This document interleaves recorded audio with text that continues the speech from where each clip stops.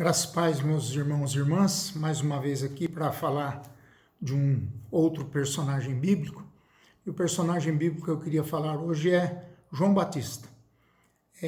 O texto de Lucas capítulo 1, dos versículos 57 até o 66, vai falar sobre o nascimento de João Batista, dizendo que Isabel cumpriu seu tempo de dar à luz e teve um filho.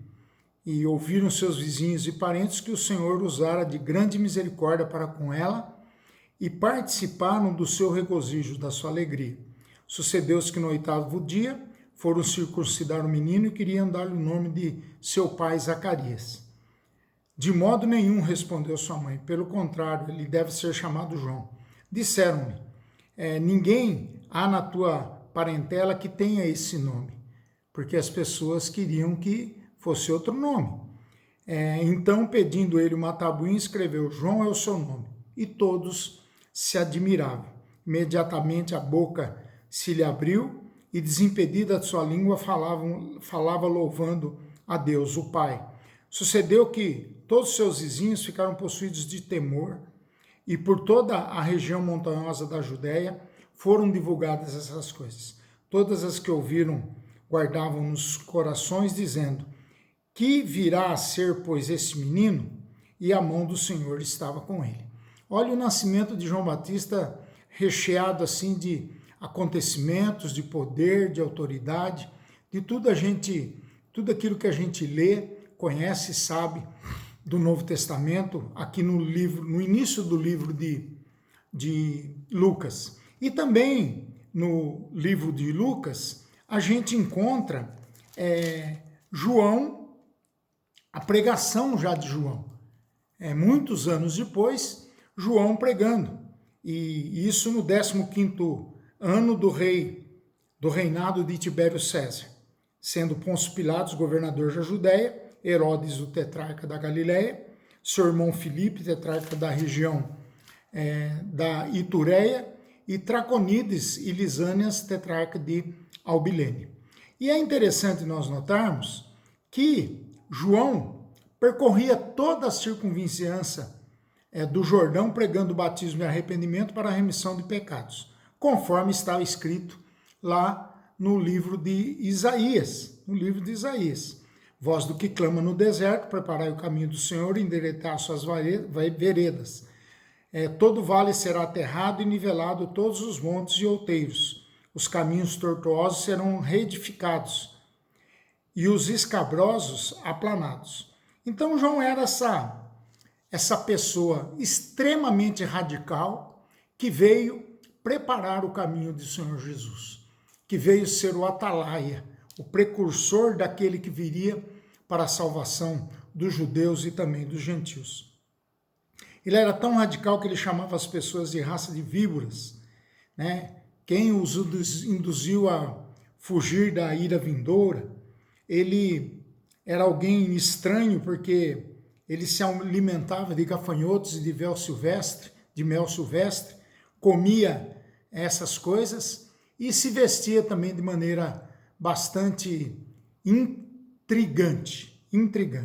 E Jesus vai dar testemunho de João. É interessante que ele diz, eu na verdade batizo com água, mas vem o que é mais poderoso do que eu, o qual não sou digno de desatar as correias das sandálias. Ele vos batizará com o Espírito Santo e com fogo. Então João, ele dá testemunho de Jesus. Ele mostra quem seria aquele que viria. E mais interessante ainda, é que no capítulo depois disso, quando Jesus é batizado por João, desce do céu o Espírito Santo em forma de pomba e que diz, esse é meu filho em quem eu tenho grande prazer, em quem eu tenho grande alegria. E foi esse também, João, que disse, eis o Cordeiro de Deus que tira o pecado do mundo. Olha só a história de João Batista como o pré-mensageiro, o atalaia, aquele que viria antes de Jesus para preparar o caminho, como dizia o texto de Isaías, ele mostra claramente por que ele deveria vir. E a palavra dele era dura e era radical. Arrependei-vos, pois é chegado o reino de Deus. E o reino viria através do início da pregação do evangelho de Cristo Jesus, a partir do ministério terreno de Jesus. E é interessante também nós notarmos que Jesus aqui tem um carinho enorme por João. Ele sabe que João é um mensageiro. Ele sabia que João era aquele seu primo e que seria aquele que viria preparar o seu início de ministério, o seu caminho. Logicamente que nós sabemos da história, sabemos que João é morto e, sendo morto, é apresentada a cabeça dele depois, já no final, mas antes disso tem uma passagem muito interessante, que traz assim uma certa dúvida à nossa cabeça muitas vezes, quando nós olhamos o texto, a vida, né, a biografia de João. É quando ele, antes de morrer, ele está preso e o texto diz que todas essas coisas foram referidas a João por seus discípulos. E João, chamando 2 deles, enviou-os ao Senhor para perguntar: és tu aquele que estavas para vir ou havemos de esperar outro? Quando os homens chegaram junto dele, disseram: João Batista enviou-nos para te perguntar: és tu aquele que estava para vir ou esperaremos outro? Naquela mesma hora, curou Jesus muitos de moléstias, de flagelos e de espíritos malignos, e deu vista a muitos cegos. Então Jesus lhes respondeu: ide e anunciai a João o que viste e ouvistes. Os cegos vêm, os coxos andam, os leprosos são purificados, os surdos ouvem, os mortos são ressuscitados, e aos pobres anuncia-lhes o evangelho. E bem-aventurado é aquele que não achar em mim motivo de tropeço. Esse era João Batista. Que coisa maravilhosa.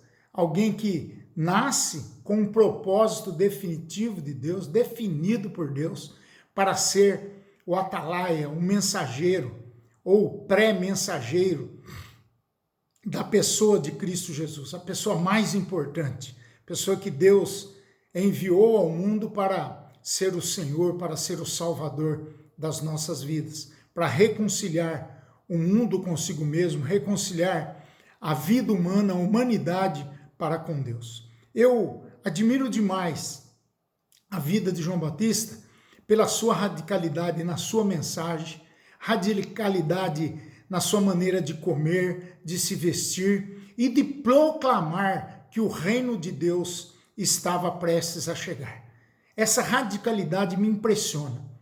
E eu acho que chama muito a nossa atenção em tempos de afrouxamento de santidade, em tempos de afrouxamento de temor a Deus, em tempos de afrouxamento de um compromisso maior com Deus.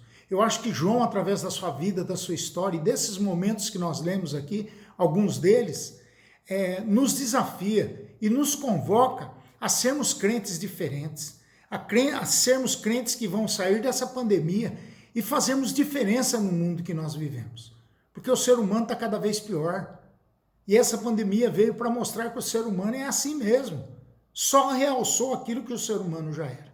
Então eu queria desafiar o seu coração a ser como João Batista, a sermos continuadores da obra de João Batista e que depois tornou-se a obra de Jesus, a obra dos seus apóstolos, a obra dos seus discípulos, a obra da igreja. E a igreja, eu e você, todos nós, somos convidados a continuarmos, a ser continuadores, cooperadores do Evangelho de Cristo. Seja desafiado, seja encorajado a ser um crente cada vez mais melhor, um crente melhor amanhã do que hoje, um crente que faça a diferença, que pregue o Evangelho, que ore, que estude a Bíblia, que seja, que mostre a sua cara, a cara de salvo, lavado e remido pelo sangue de Cristo Jesus. Que a paz de Cristo, que excede todo entendimento, te dê poder, te dê unção do alto, para que você tenha qualidades como João Batista teve. É a minha oração em nome de Jesus, para a sua vida, para a nossa vida, para a vida da nossa igreja. Vamos orar? Pai querido, muito obrigado, porque um dia o Senhor mostrou que João Batista veio como mensageiro do reino de Deus, veio como mensageiro de Jesus. E nós te louvamos, te bendizemos, Pai, porque na verdade, através de toda a radicalidade de João Batista, isso só mostra, só nos ensina, só nos desafia para sermos, quem sabe, Pai, parecidos com ele, para sermos intrépidos, para sermos verdadeiros, para sermos crentes comprometidos com o teu evangelho. Ajuda-nos, Pai. Essa é a nossa oração em nome de Jesus. Amém. Que Deus te abençoe. Quarta-feira o Éder estará fazendo a devocional e sexto o primo. Então até domingo, se Deus quiser. Forte abraço, um forte beijo a toda a igreja. Amém.